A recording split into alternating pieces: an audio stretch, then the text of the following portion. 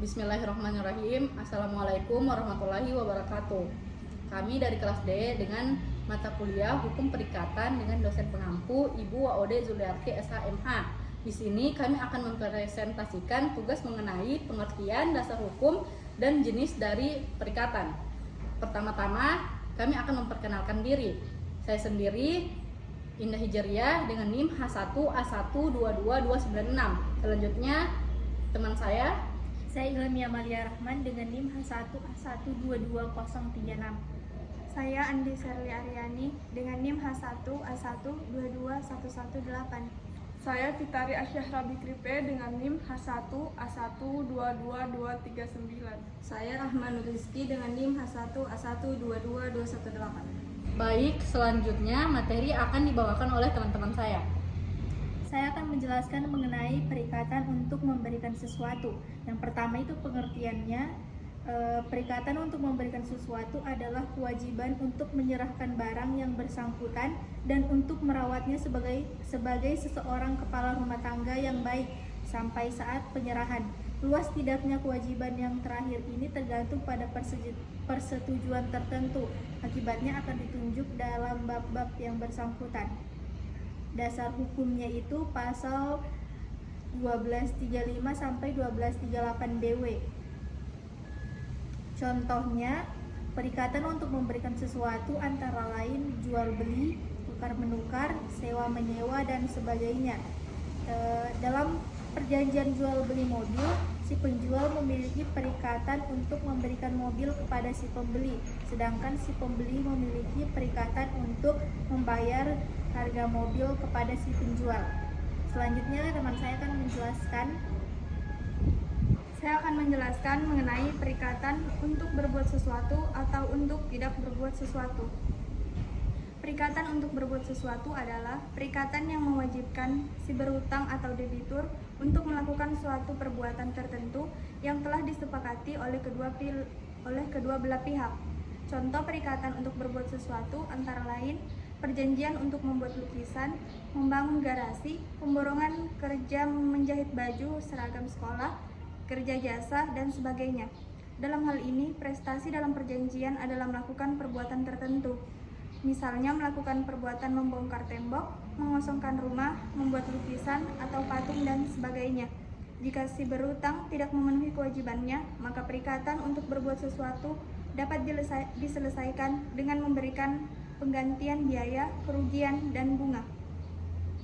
Sedangkan perikatan untuk tidak berbuat sesuatu adalah perikatan yang mewajibkan si berutang atau debitur untuk tidak melakukan sesuatu perbuatan tertentu yang telah disepakati oleh kedua belah pihak.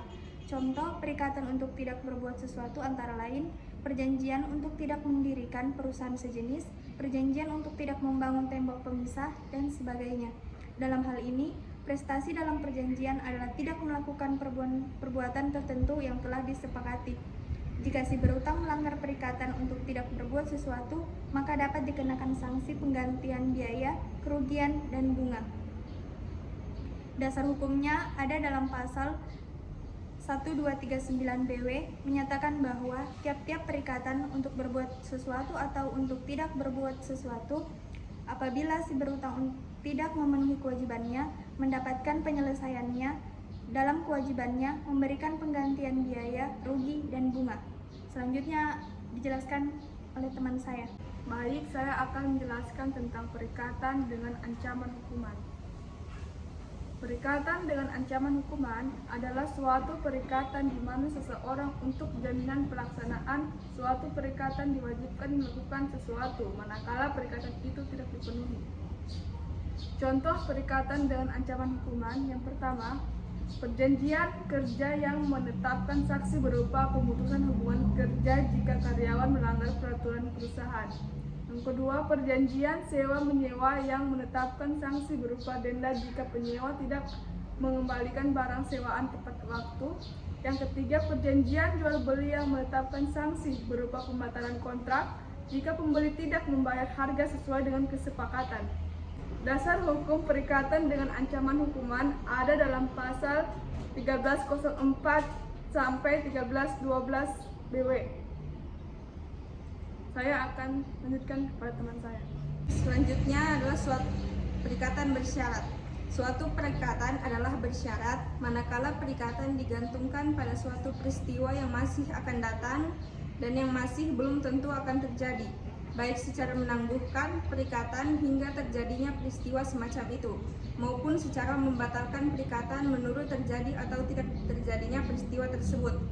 Dasar hukum dari perikatan bersyarat adalah pasal 1259 sampai 1267 BW.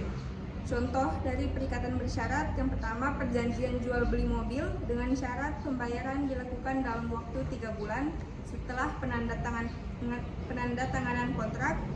Yang kedua, perjanjian kerja dengan syarat karyawan harus menyelesaikan pendidikan S2 dalam waktu 2 tahun setelah bergabung dengan perusahaan. Yang terakhir, perjanjian pinjaman dengan syarat peminjam harus membayar kembali pinjaman jika pendapatan bulanan melebihi batas tertentu. Selanjutnya akan dilanjutkan oleh teman saya. Saya akan menjelaskan mengenai perikatan dengan ketepatan waktu. Perikatan dengan ketepatan waktu adalah suatu perikatan yang ditangguhkan pelaksanaannya sampai waktu yang ditentukan. Dasar hukumnya yaitu pasal 1268 sampai 1271 BW. Contohnya yaitu perikatan dengan ketepatan waktu antara lain perjanjian jual beli mobil dengan syarat pembayaran dilakukan dalam waktu 3 bulan setelah penandatanganan kontrak. Selanjutnya akan dilanjutkan teman saya. Saya akan menjelaskan mengenai perikatan manasuka. Perikatan manasuka adalah perikatan yang mana si berutang dibebaskan jika ia menyerahkan salah satu dari 2 barang yang disebutkan dalam perikatan, tetapi ia tidak dapat memaksa si berpiutang untuk menerima sebagian dari barang yang lain. Contohnya antara lain perjanjian jual beli mobil dengan syarat pembayaran dilakukan dalam waktu 3 bulan setelah penandatanganan kontrak. Perikatan manasuka dapat berubah menjadi perikatan murni atau bersahaja jika salah satu dari barang yang dijanjikan tidak dapat menjadi pokok perikatan atau jika salah satu dari barang tersebut tidak dapat diserahkan.